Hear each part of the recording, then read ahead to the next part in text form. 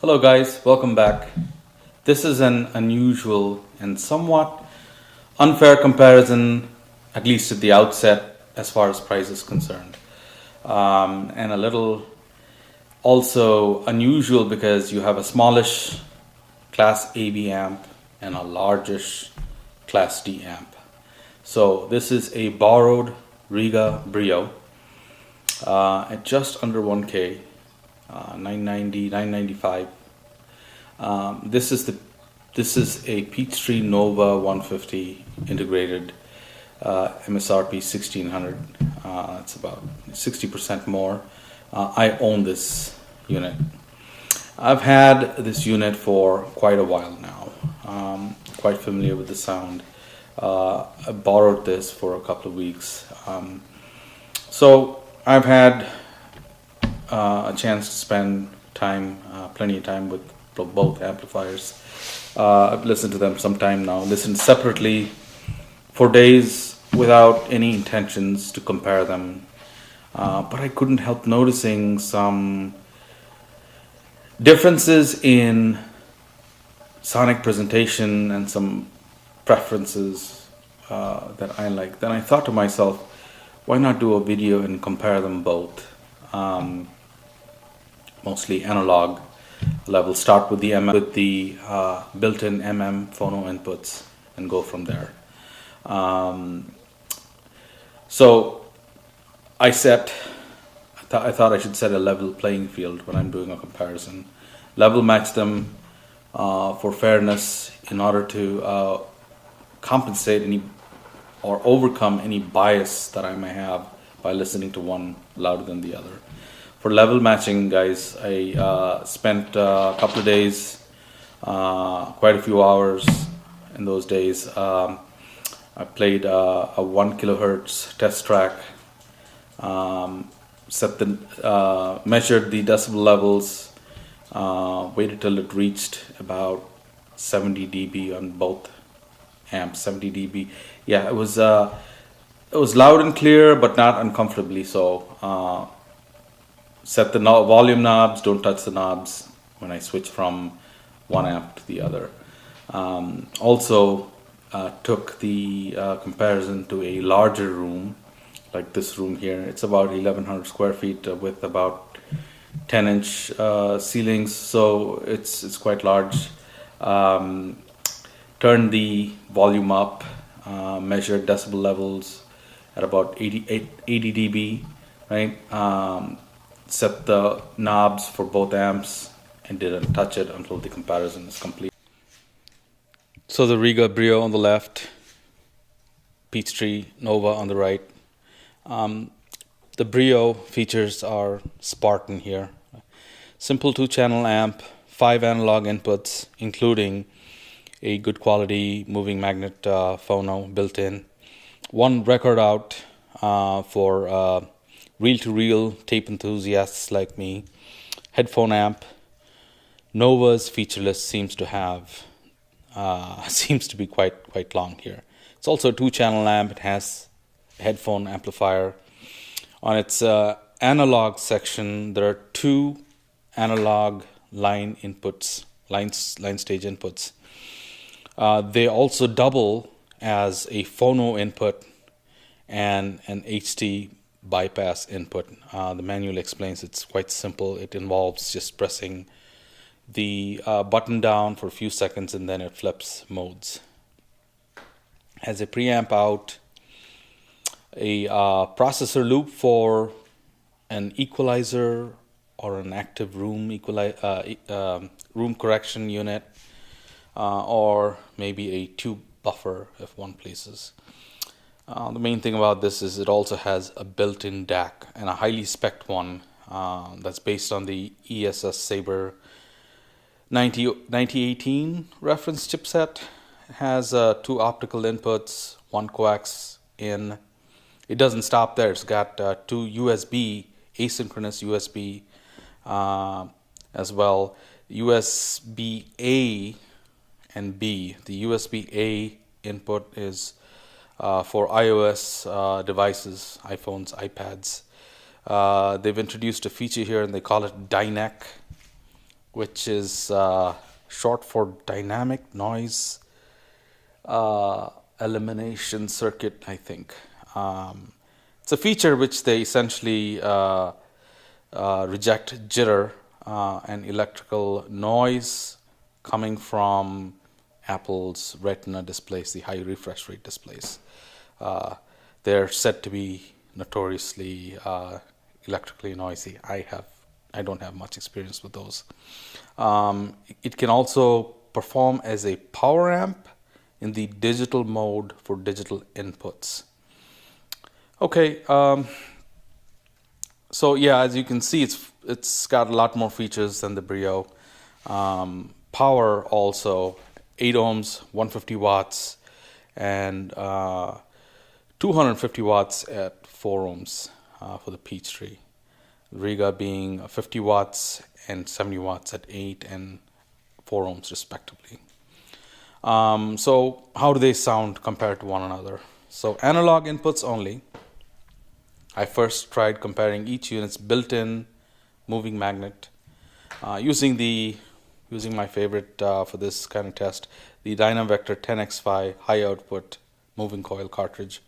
Outputs about 2.5 millivolts. That is quite sufficient to drive most moving magnet phonostages. Folks, no contest here. The Nova in the moving magnet section simply sounded dull and lifeless. Just in comparison to the Brio moving magnet. When I've owned this amplifier for quite a bit, never quite took to the built-in moving magnet section, and always used my outboard phono amps. So both units have the moving magnets in both the units have separate power supplies and fully analog circuits, but still the Brio seems to shine through its phonostage. So from here on out, I used an outboard phonostage to drive both amps coming in through their line stage in. So with that out of the way, now how do they sound compared to each other again? Is one better than the other when it comes to detail retrieval? No, they're both good in that aspect. The details are all there. Does one of them make your speaker's image in soundstage better, perhaps wider, deeper, one better than the other? No, they were both equally good at imaging in soundstage depth. What about at higher volumes in a larger room? The Brio gets warm to the touch when the volume goes up, but it seems unflappable, as is the Nova. The Nova always runs cool, being Class D, but the representation or the presentation of the music from the Nova is cold, lean, and a bit analytical. Versus on the Brio, there is a fullness to the sound, fullness to the body of the instruments, and tone. I mean, the tonal colors are full and they're saturated. The Brio has more bass slam compared to the Nova. Typically, Class Ds excel at bass control and slam. The Brio has not only control and slam, there's a little heft and sweetness as well. It's hard to describe it. I just like it better. The Brio has the sweeter and airier high frequency and slightly warmer mids. Again, with all details, no compromise with details. Nova is also very detailed, and like I said, it's on the cooler side here. At times, in comparison, it feels almost restrained, very polite. Doesn't want to get up and dance. Vocals don't seem to be as engaging on the Nova as they are on the Brio. The Brio is a 50 watt Class AB, and the Nova 150 watt Class D at 8 ohms. So thrice the power, 4 times in 4 ohm output.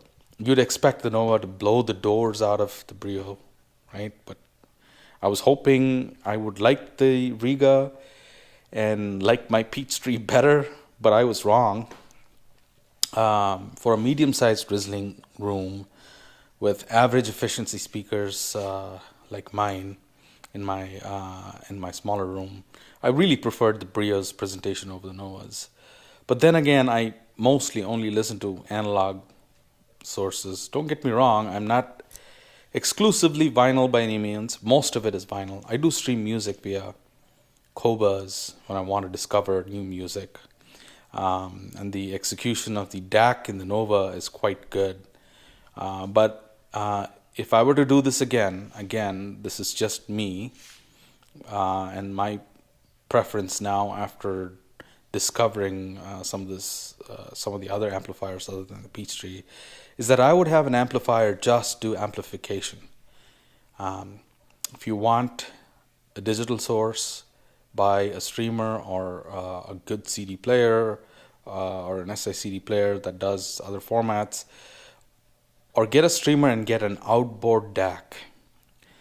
Because at this price, an inbuilt DAC in an integrated is just a compromise. They seem to be doing okay on analog and digital, but don't excel in neither.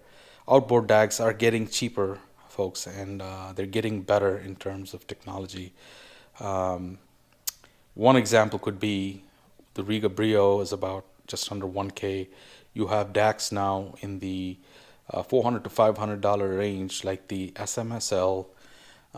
These are highly spec DACs that have high quality parts.